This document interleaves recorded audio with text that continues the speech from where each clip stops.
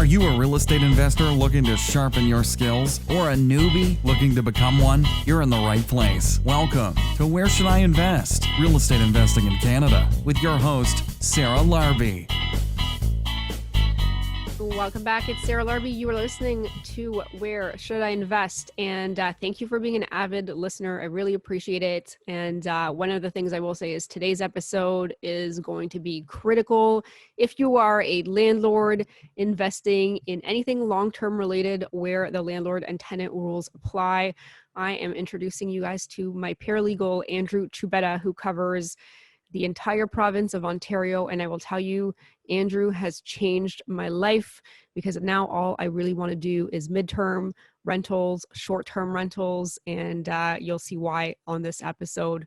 One of the things I'm going to reach out to you guys for and ask for some help. So this is going to be the really creative, fun part. I'm actually building a resort in the Kawarthas, which I think many of you probably have heard about at some point, and it is called Inspire Beach Resort. So here's what we are doing. We are creating a really, really nice upscale, adults only, I think it's going to be 16 plus, and we're going to create a nice area where there's going to be a bunch of cottages. I think the city has given us the green light for like 15 of them.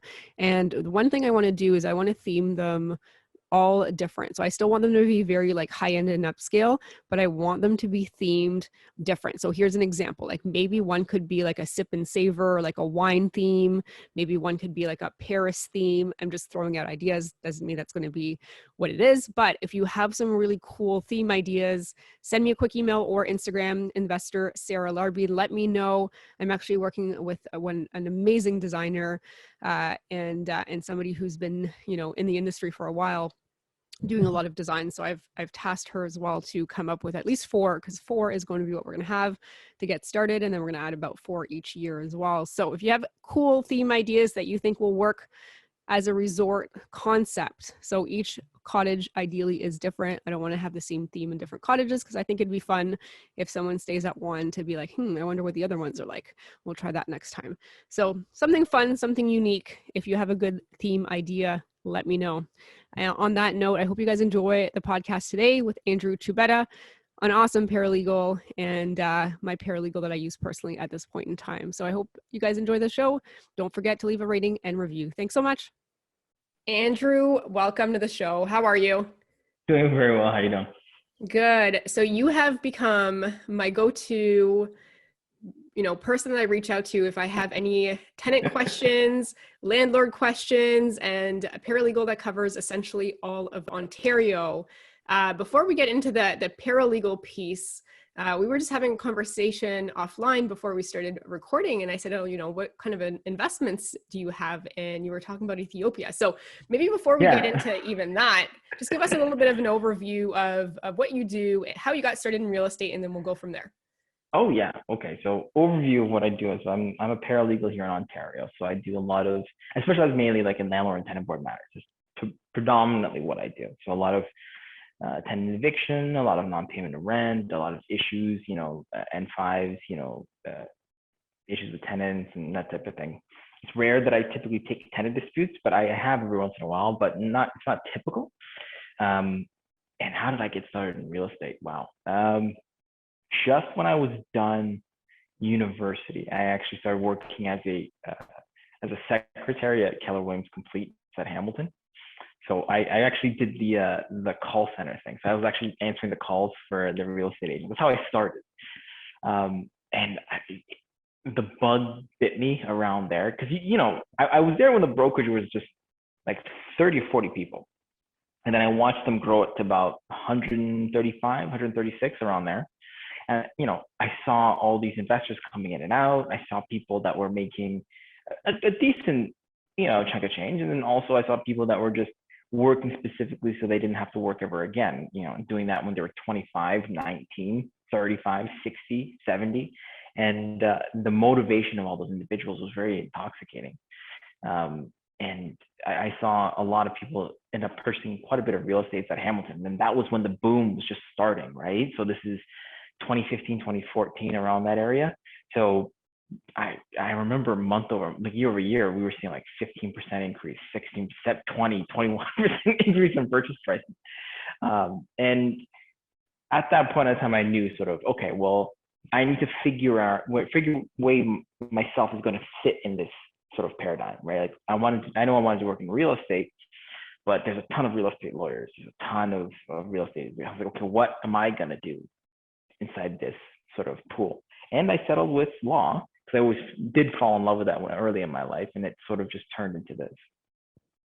Very cool. And then, so that's how you got started as a paralegal.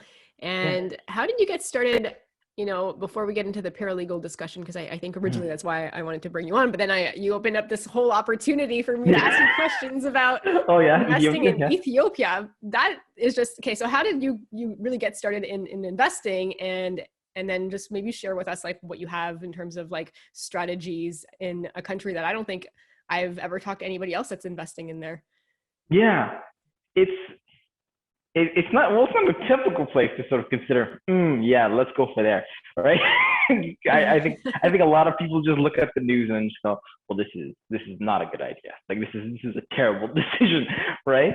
But of course, if you haven't recognized the last name, it's, it is ethnic, right? So there is a reason why they have, I do own property over there. It's mainly because of family and where my family's from. I'm a first generation immigrant, right? So I was born here, but my family has close ties back home.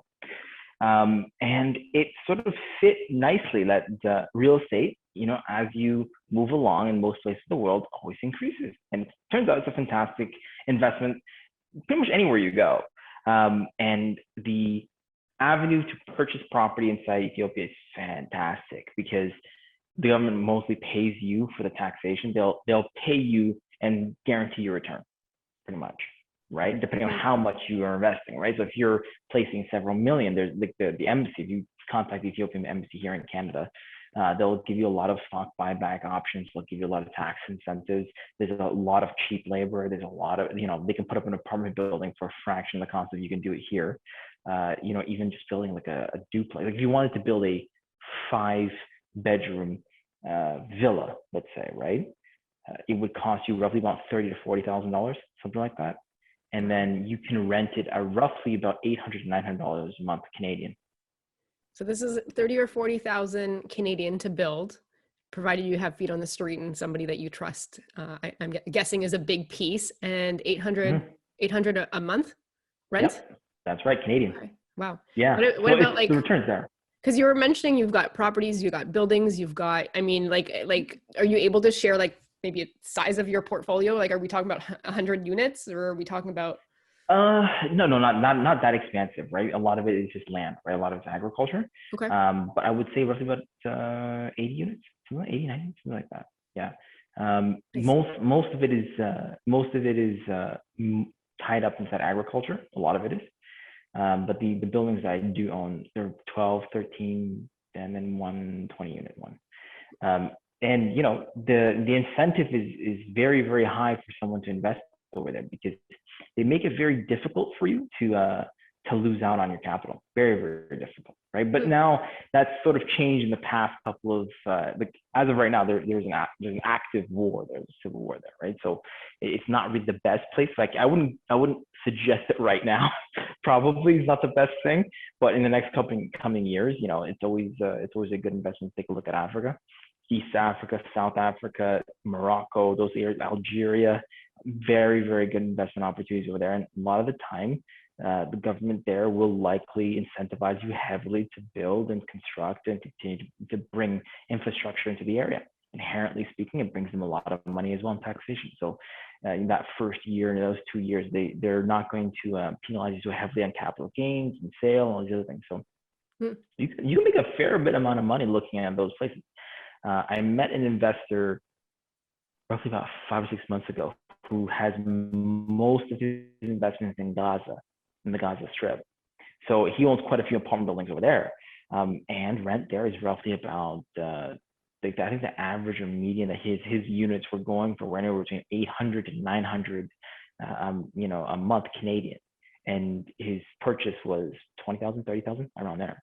So it just depends on where you're really looking, but people sort of are just only having that in mind to look inside Canada, East Canada or America, that type of thing. They're not looking outside and overseas to really good areas where they could be investing in. And Africa has always been an up and coming place for quite a bit of time. And now it's sort of propelling itself to a point where, it is quite a lucrative place to place money. And, Addis Ababa and Ethiopia, most of it is owned by Chinese investment firms like Blackstone and East, places inside Hong Kong. So, everyone's running there, right? It's just they're not running there over here, right? So it's just that sort of cultural thing that's different. That's cool. I think I'll have to bring you in at a different time just to talk about your investing in Ethiopia.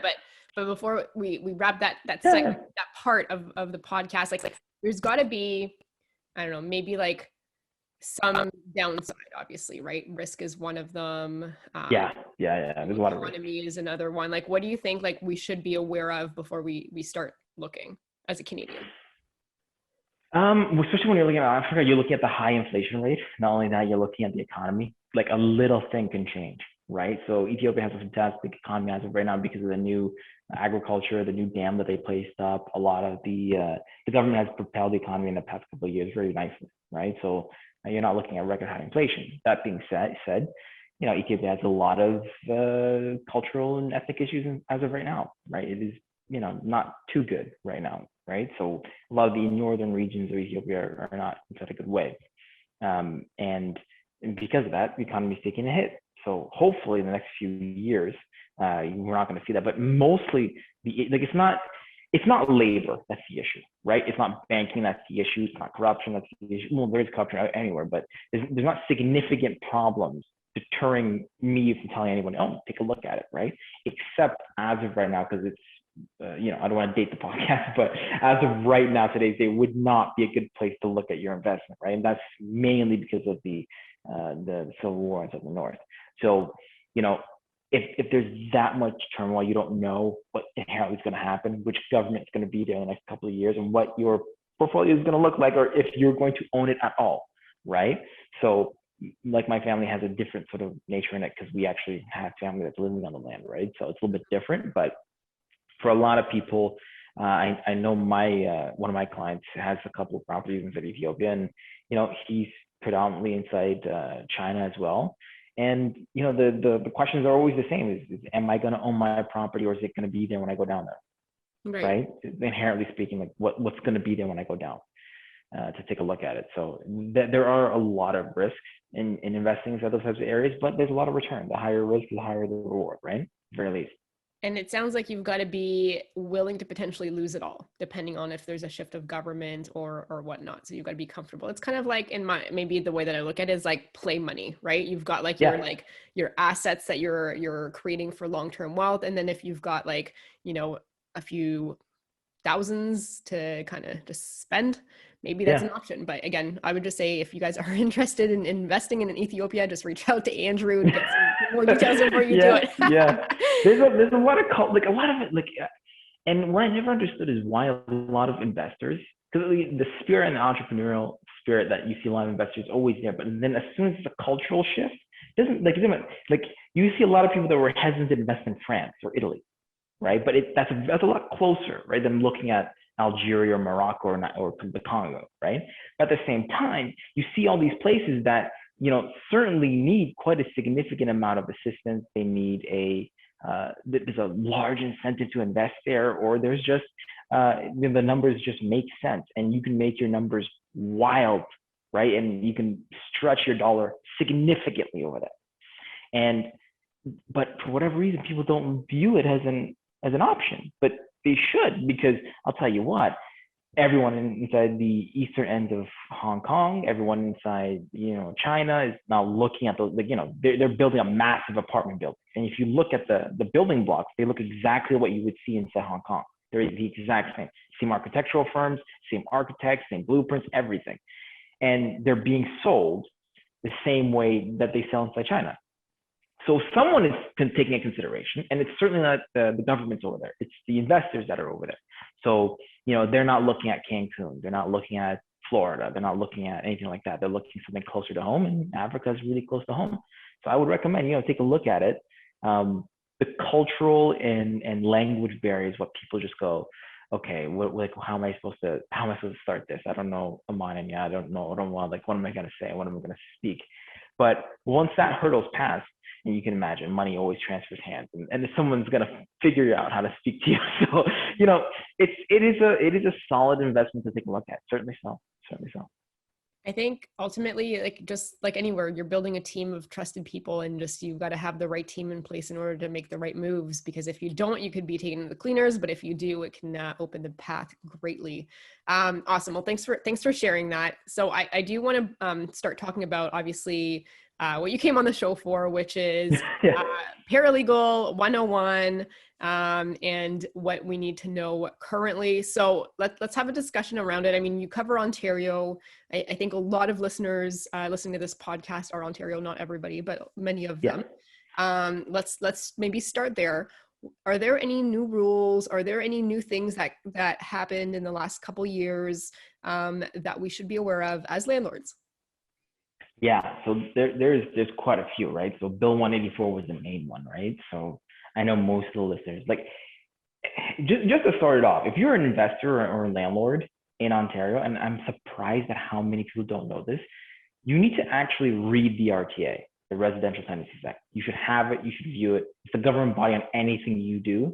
It's kind of like an HVAC guy not knowing about its licensing, or myself not knowing about my own licensing. It just doesn't work. Or a doctor not knowing about the Grey's Anatomy. It makes no sense. If you're a solo landlord, 300 units, 500 units, 600 units, doesn't matter. You need to know what the RTA is. You need to take a look at it. You should, God forbid, you should actually go to take a look at the Landlord Tenant Board and see a hearing or two, so you know what it looks like. But the recent changes, like Bill 184, new changes to the N12s and 13 forms, a lot of these acronyms I'll try to stay away from, because not a lot of people may know them, but it's something called an N12, which is, a purchaser moving in or a landlord moving in, right? One of the major changes that they did recently is that now you have to disclose any single application you've done for an N12 in the past 2 years. That's either with the N12 or with the N13, which is for renovation or demolishment. So you see a lot of these investors that are doing 10, 15, 20, 30 flips inside a 2-year span. You got some issues, because essentially speaking, they could dismiss your application, right, on the face of it. And the board's now wanting to see how many of you have done. How many people? Because essentially you're displacing quite a significant amount of people. Can I ask how do they ask for proof of that? Is that up to the landlord? Like if they've asked for many, people to leave through renovations, they got the forms, the landlord keeps the forms, or are they organized enough? I don't know. That's the question. No, the government, they're not organized enough to know. Okay, so no, they're not. I'm not saying to do this, but technically they don't have like a data and file of all of the ones that you've done in the past, unless it went to the courts. So this is where, because I get that question a lot, and this is the direct answer. They can look up the person that's on the application. So if the landlord is, Sarah Larrabee, right? They can look up how many applications Sarah Larrabee has done, N13, N12, N4, everything will just sort of pop up, right? But, and this is how, me personally, and if you're an investor, you probably have seen your other colleagues do this, where they'll actually place in the landlord as a numbered company, or they'll place in as a corporation. So that predominantly is done because of liability. You don't want to be holding on a significant tax liability. It could be a lot of legal liability, whatever it may be. And a lot of the time, you use a new landlord for every single new property. As such, I don't believe you have to disclose on any of that. This is still very brand new, so I have to explain that the case law isn't really out on this just yet. But as of right now, no, you don't need to disclose on that specific landlord, because every new corporation is a new entity as it is, right? Another reason potentially to have a few corporations, just saying. Yeah, that's the reason everyone does it, right? And people sort of get scared, and they kind of pull back from that so directly. But that's the reason why you see a lot of investment firms having 30 of them or 50 of them, right? It's just, this one is attached to this, and this one is attached to this. It's largely there to protect liability, right? So There is a way of, they say, legal terms, piercing the corporate veil, right, and going directly for the directors for, negligence and all these other things. But, it's significantly more difficult than just naming someone personally, right? There's a lot of investors that don't own their own personal assets. They only own directorship in certain things. And that's done specifically because of those things, right? And the new changes, so now there's something called an L10, which is you can now seek damages after the fact that a tenant has vacated the property, which was a big deal. That's huge. A very big deal. Because previously you would have to go to the landlord tenant, you would have to go to the small claims court. And that is, one small claims court file can run you up $3,000, $4,000, depending. And it just wasn't cost effective. If your tenant owes you $2,000 or $3,000, so you're ballooning your expenses to just about more or half of that. What's the point of going to small claims? And then it takes a long time. It takes about 2 or 3 years, right? Depending on which district you're in. I have matters from 2019 that still haven't been heard yet. So, if you're lucky and you're inside Freelton or Beaverton, then, your matter could be heard very quickly. But if you're in Eglinton or you're downtown Toronto and 47 Shepherd and that courthouse, you could be heard a very, very long time from that. So it didn't really give a lot of avenue for a lot of landlords to get their money back. And then as well, small claims court didn't like hearing a lot of these matters. They wanted the LTB to hear these matters for a specific reason. They're there for that reason. So finally, they brought up the L10, and they're now actually hearing those matters, which I have not done yet. I'm still looking for someone to do that with. I haven't done an L10 yet. It just came out September 1st. So just in English though, how would that help a landlord being able to do that moving forward? Okay, so let's take an example, right? Let's say you own a property in Hamilton, and then you have a tenant run off on rent. Let's say 6 months, right? And let's say there's damages as well. Let's say they've broken some tiles inside your bathroom. Well, now you can use the L10, and if you look at the L10 Certificate of Service, because it's a specific document that proves how you serve this document, you can now serve it via email, via the new address or forwarding address. You can do that now, and it allows you to seek damages specifically if the tenant has vacated the property. So in reality, it's not much. It didn't do anything except to close a loophole that sort of bothered a lot of landlords, which was as soon as that tenant left the property, they weren't a tenant. So then that means you have to sue them civilly inside small claims court. So although it sounds kind of ridiculous, it was just something that should have been done there many, many years ago, and it just wasn't there. So it closed the hole. So now you would be able to just seek damages as you regularly would as if someone was still living there, right? And so how are you going to find where they're living now? Is that you just find their forward address? Is that what you recommend? It is, which goes into something I was going to discuss with you, because I find a lot of investors, single or solo landlords are more guilty of this. If you're owning less than 2 or 3 units, I find that those individuals, they have the most risk, but they do this the most, which I never understood why. It's preparation. The amount of information that most people take when they have a new tenant come in is next to nothing. Usually solo landlords are most guilty of this. What I typically do, what I advise is you get the make and model of the car in the driveway, the driver's license, the plate. You would be surprised how many landlords just don't even take the driver's license. And then this is the main thing. Don't take a bank draft. Don't take a certified check. Take a personal check for your first and last month's rent. If there's an issue with the personal check, that's a red flag as it is, because it's not clear. You got your first issue.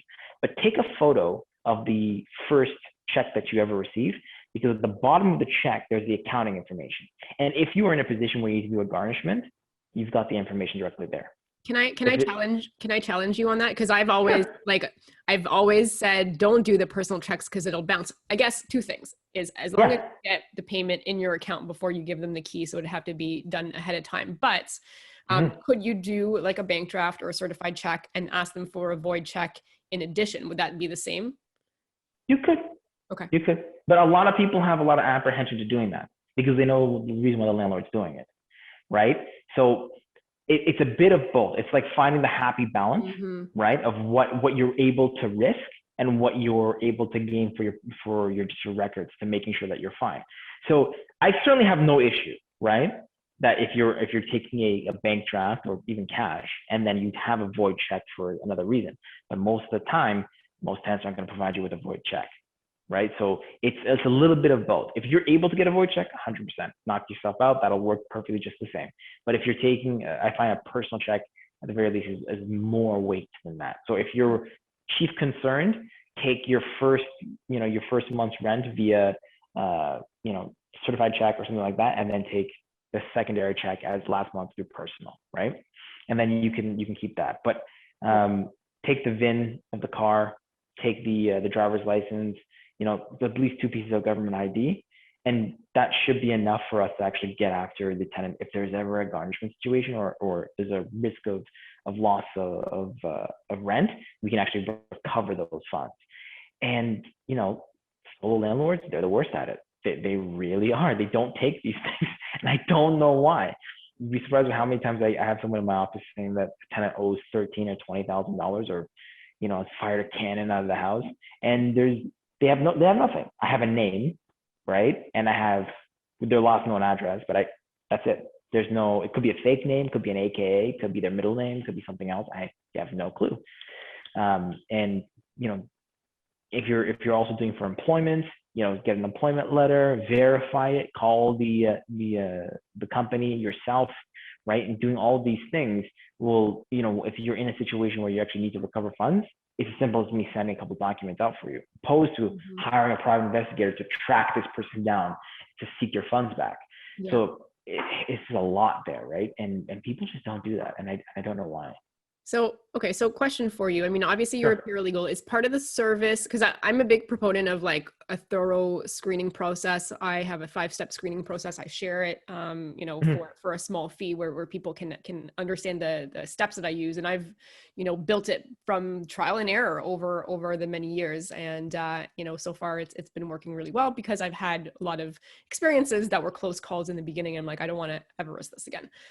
Granted, stuff can still fall through the cracks the odd time. But as part of your services, do you offer like screening services and tenant placement, or is that something that you don't cover?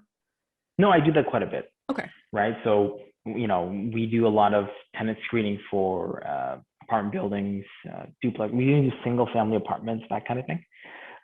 So we do provide them like a lease addendum. We help them, help the client go through the Ontario standard lease. We do a complete vetting of the tenant, et cetera. So we do all of that, and we pull the credit report, take a look at any past history. Like there's levels of digging that you can go to. The highest being doing an FOI request, right, which is a Freedom of Information Act request with the Landlord Tenant Board, and requesting to know if the tenant's name has ever come up on any application. It does take time, but you can do that, right? If you really wanted to protect your investment, if this was a very expensive property, like you're paying $4,000 a month, and it's a very luxury building, yeah, it would be worth very much so to do that. My advice to anybody that's listening then is to hire you for tenant screening unless they want a thorough process, because I can't speak for every single province. Like there's other provinces where you're not having to wait so many months if you've got to issue, a form for rent. But some place like Ontario, similar to Ontario, where if you've got a tenant that plays the game, you're in for an unfortunate treat. The cost to just hire somebody to do it thoroughly and to do all those checks, to me, it's totally worth it. Yeah. And this is the way that you look at it. Cause I look at all these things on a cost effective basis, right? It's the same thing how I look at like, renovation and demolition and N13s and that type of thing. So if you've got your apartment, and I'll start off the lowest, right? Let's go off of solo landlords. Let's go 2 units to say 5, 6, 7. So each one of those investments, you're maybe making a return. What's a good return? $400 a month, $500 a month, let's say profit. One tenant can take away $13,000 to $14,000 of profit on one go. You have 6 matters or 6 properties. I track it, and what we sort of see is that for every 6 properties, you have 1 matter per year on my end. That's how I value you. So when a law office looks at you and says, okay, so how much business am I supposed to get from this investor, right? How does it sort of look like? I can guarantee with 6 properties, I get 1 a year. So from 1 a year, I can say, okay, I charge an application for X amount of dollars, and I can rank sort of how much that investor is likely going to bring into a law office. That's just sort of how sort of people look at it. The more units you have, the more issues you have, et cetera, and et cetera. So if you've got a property that's worth $400,000, $500,000, $600,000, $1 million, but you're skirting away the proper forms of protecting that investment, it makes no sense. A simple check or a simple investment specialist or a law firm or us or whoever that you decided to use can do a significant amount of risk mitigation on those things. It's kind of like buying a Ferrari and then not putting good oil in it. It makes no sense whatsoever. Yeah.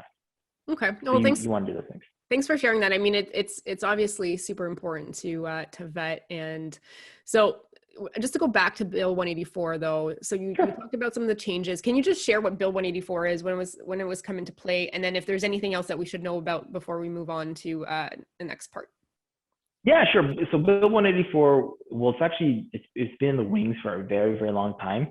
I think I first heard about it a year ago. I think it was like in December when I first heard about it. And then it went to bill ratification, et cetera, Queen's Park, argue back and forth, argue. And then it finally actually had held and had some actual teeth inside September 1st. That's when it actually sort of came out. So we're now, about a month and a half away from then. And now we're actually seeing practice being moved forward, right? So we're seeing we've also seen, I've personally, this is my personal opinion, maybe a lot of other practitioners, lawyers, paralegals would dissent, but I've seen the board get a lot more strict in the past couple of weeks, significantly so. It's taken harder to win these matters. These applications are getting very, very difficult. Even for simple ones where you would think that it would be easy enough, they're getting a lot more exhausting, a lot more work, and it's taking a lot more time. And the reason why is the fastidiousness of the board has grown quite a significant amount.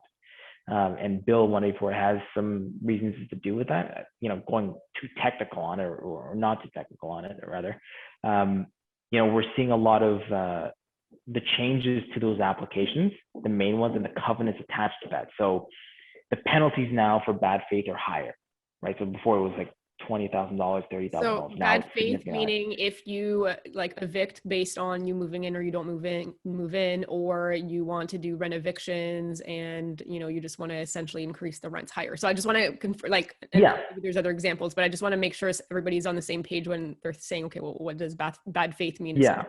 So you do one thing, or you say you're going to do one thing and do something else completely. And this is the thing. It doesn't mean that it was with malicious intent. Right? People don't really understand what bad faith is. So let's say you purchase a property and you do the N12 process. You do the declarations, all that stuff. You purchase it, you do on a purchase agreement, you say the purchaser is taking possession of the property. And you place yourself, let's say it's Andrew Choubeta, is moving into this property. Well, what happens when your brother-in-law moves in instead? Because you've gone to Cancun, or you got a car accident, you're living with your mother. Right? That's immediately in bad faith, just like that. And people would think, well, that's kind of innocent. Like I still moved. It's my family. I've moved in. It wasn't you. Bad faith. Simple as that. So there's a lot of things to consider. So, and what you need to remember is to the letter. So if you stated that it's this exactly, then it must be this exactly. For how long? For how long though do you have to have that exactly there for? Is there that timeline, or that hasn't been? Period of 1 year. 1 year and 1 day. Yeah. In good faith, a period of 1 year, 1 day. So that's a purchaser, that's a current owner, et cetera. It's 1 year. So if you say you move in, you're moving in for that 1 year, 1 day. And yeah, the ramifications if you get caught is quite significant. I haven't seen case law in regards to the high amount, because you see the fines all over the internet. It's, they're quite advertised quite heavily, but I have not seen someone get hit with a fine like that yet. I'm seeing a lot less than that. What was the fine before versus now? Can we share that? I think it was was it 50 grand or something now? And if you're a business, it's like something crazy. Yeah, if you're a corporation or business, it's like over 100. It's like $200,000.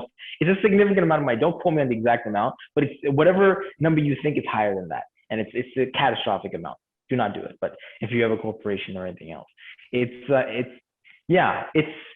a lot harder. But you see a check and balance, right? The landlord's got the L10, right? So I know a lot of landlords were advocating very heavily for having an option of doing that. and then now you'll also see Zoom hearings, and you're seeing a lot more applications going in now. So, L1 applications are now moving a lot quicker, but let's use L1, quicker with an asterisk. can we just non-payment of what rent. L1 is, just so everyone's on the same page? Yeah. So non-payment of rent. So an L1 application typically goes with something called an N4, which is your standard form if a tenant does not pay you.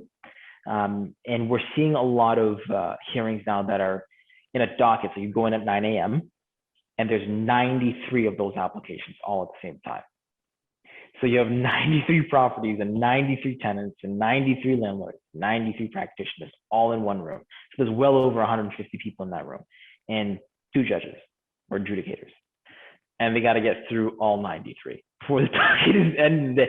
So it's a lot. It's a thing to see, because those poor moderators are quite fast at getting people where they need to go. But it's a lot of work.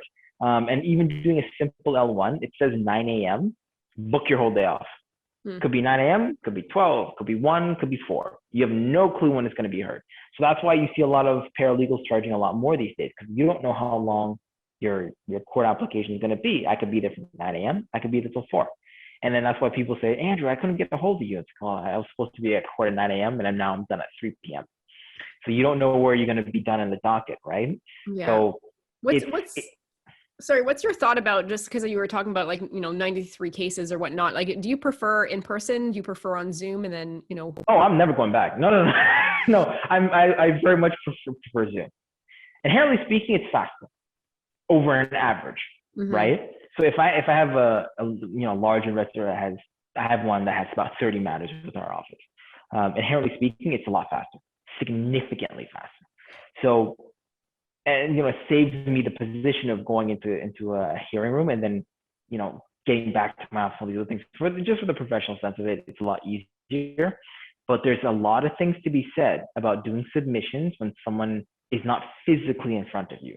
If you're doing cross-examination, which is I'm questioning a tenant, why didn't you do this? Why didn't you do that? Why is there presence of alcohol to the property? Why is there presence of drugs in the property?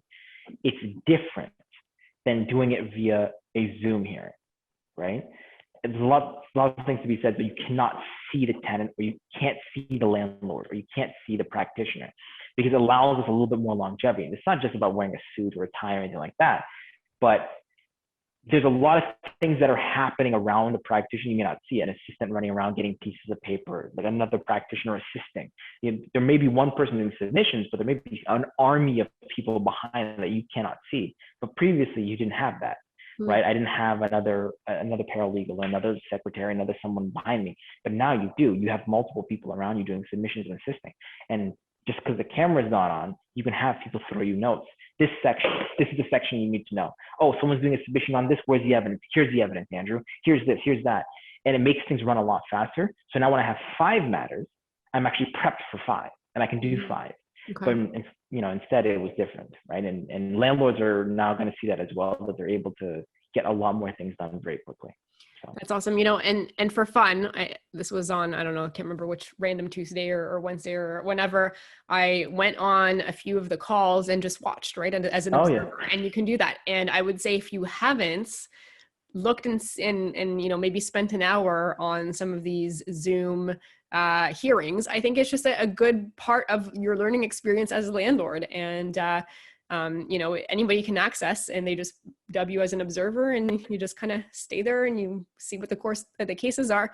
And I thought it was like an interesting experience, and you can actually, get some insights on how to be a better landlord.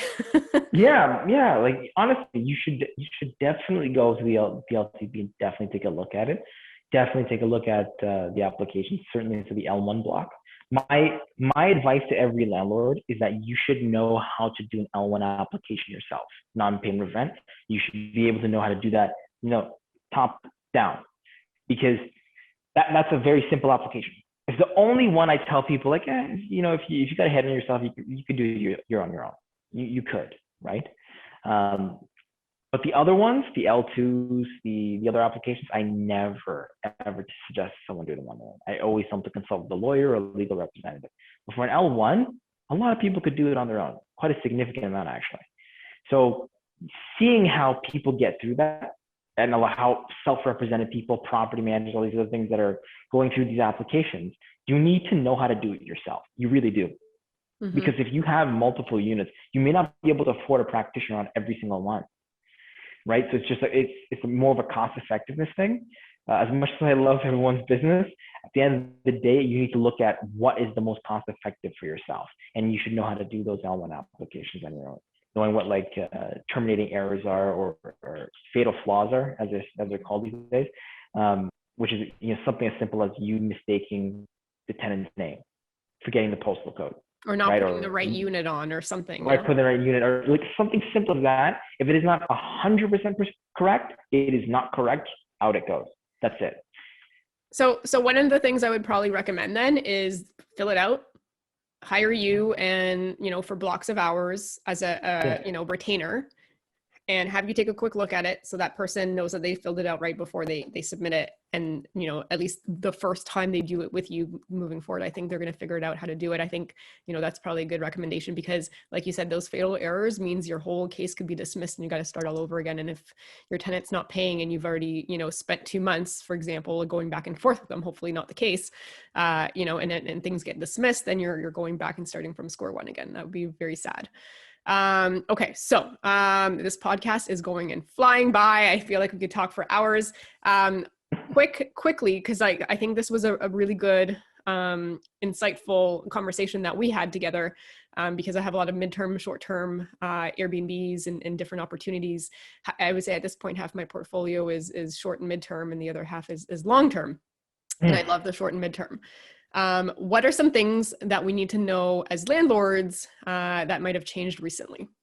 Yeah, so there's a recent case decision. Like if you're running like those vacation rentals, those quick ones, the VRBO, I think that's one of them, and then there's Airbnb, and Airbnb the biggest one, right? There's recent case law that the LTPS has disseminated with it. It's that if you're running an Airbnb or short-term rental and you're having the lease set through that company, is now considered a commercial lease, which means that the act doesn't apply, which means it's 30 days and then the tenant has to vacate. No notice, nothing. Just as simple as you notifying them that they have to vacate. It's now a commercial tenancy. That's it. Now, I don't actually believe it's held under the Commercial Tenancies Act, but it's just not under the Residential Tenancies Act, which is the main thing that you want. So there's a case decision, which I always provide to every landlord that calls me. And so basically reach out to Andrew if you need this piece of paper, because it is going to be critical in making things work in our favor. Should something happen. You need to have it, right? Yeah, so because there's a mandate through every police department in Ontario, which is they will not remove a tenant. They will not, right? Because these things can be very convoluted. However, if you explain that this is a short-term rental, here is the case decision, this is what you're going off of, take this, they'll remove the tenant, right? So you see all these people, like if you look up it on Google, there was one famous one in Toronto where a tenant was living there with no payment of rent off of the Airbnb squatting situation, and they were there for 6 months. And the owner had lost well over $30,000 in rent. Well, with this new decision, that's not possible, right? You just provide that over to the constables. This is what it is, and they'll remove the tenant almost immediately. And I've done that multiple times. So I would say that's also the proof, right? So like you've done it, you've had a tenant that stayed, whether it was Airbnb, VRBO, or whatnot. They book through the platform. I think that's what you said is important. Yeah. Through the platform, or you've got to have some kind of occupancy agreement that specifically states that Section 5A Residential Tenancies Act is not part of this contract, and have that piece of paper that you referred to that was case law as of December 2020. And essentially you've removed people. I guess the police come. I mean, maybe we'll just walk us through the scenario. Like the police come, you show them that, and they remove the tenant.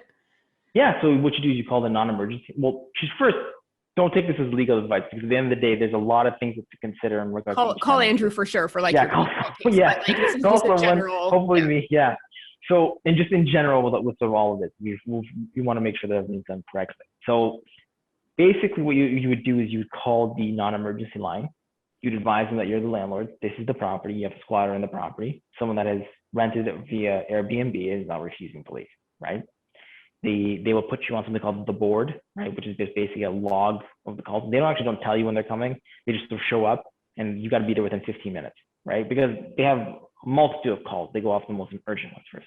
Once you receive this call, you go down to the property, have that case law in your hand, you provide it to the constable and say, this is the unit, this is what I want to do, this is the information for the Airbnb app, here's where they're supposed to be. It's not covered under the Residential Tenancies Act. This would be no different as if someone was in a motel or hotel that stayed past check-in. No different. It just happens to be that it's a house. That's all it is. So this sort of made these short-term rentals very conforming to motels and hotels. It's very close to it now. So they'll enter the property, they'll tell them to leave. That's it, simple as that. And if they don't, there's ramifications for that, quite a significant one. So they'll remove the tenant likely by some sort of way, but they'll remove them, and just the way it is. Cool. How many of these have you done, just out of curiosity? 25, 26, something like that. Yeah. Since the case law passed in December 2020. Okay. Yeah. All right. Awesome. Yeah. Okay. So, I mean, that's good, right? Because oftentimes I get the question like, well, what if my Airbnb tenant doesn't leave? I mean, it's never, knock on wood, it's never happened to me, but I think this was one of my conversations with you. I still want to know before problems happen, if this happens or this doesn't happen. In this case, our conversation was if a tenant doesn't leave, then like, are we going through the LTV? And it's going to take 12 months to get them out. So it's petrifying. It's scary, right? You only own one property. It's a vacation spot. And then you only have from spring to the winter months, and then you can't rent it again. And then you have someone in there and you've lost an entire season worth of money, and you still have a mortgage throughout that period. Yeah. It's petrifying. It's really scary. And it can make people lose their properties, and it can make them lose their own homes, and you can declare bankruptcy. So it's very important. You need to hold on to these things. And I think one of the things I was thinking of, because I have a lot of friends that do this, and I'm like, well, could something happen? Is off season they rent it for 6 months, through the platform or whatnot, and then starting in May, this is when the high season happens. Like, we want to make sure that those people are gone. So as long as it's just to confirm, as long as it's on a separate occupancy agreement or through the Airbnb platform or VRBO, and you have that form, then you're saying that we're good. Yeah, I would say like my where I lie in the sense of this is it should be on the platform. It should be on the Airbnb. Okay. It should be on VRBO. I don't like saying put it on a separate agreement because inherently speaking, things get more muddy when that's the case. Sure. I always advocate if you want to make it more concrete, make it more sure, always place it on VRBO, always place it on Airbnb. It's a small price to pay for the large potential disaster that you could have. And I always pretend you're in the worst case scenario, you're going to lose everything. That's the way I start my job. And I go over from the worst to the best case scenario, because usually speaking, it goes to the worst quite quickly. So I go off that basis. And what I would always advocate and always tell my clients is, you're always on the platform. This is what you bought it for. This is what it is. Simple as that. Don't ever move it off of that. Perfect. The numbers don't work, switch it up. So that you have it, guys, stay on the platforms, and they were going to protect you. So, I mean, I can't believe it's already been like 45 minutes of us talking. But I'll tell you, I have to have you come back and share more, because I also wanted to dig into, just some of the things that we should be doing as landlords in general, not necessarily Ontario specifically, but also, just some of the like horror stories or the stories that, I want to hear. So, hey, just real quick, can you do like a little horror story, like just like 1 minute or less type of thing, just for entertainment? Yeah, I have one from like about a week ago. Okay. I received just recently, just the ability to speak about it from either party, but it was it's a property near Cannon Street here in Hamilton that's very close to the Ivor Wynn Stadium. This was actually didn't happen recently. It was like a year ago, but this was when Ivor Wynn was replacing some of their turf, and all of a sudden there was I got a call from one of my clients to go take a look at a property because there was a lot of police activity at the place. And the landlord had gotten a call that the police were at the property, and the neighbors were questioning why they were there so often. It was 4, 5, 6 times a day, and it was just on one day, which was very bizarre.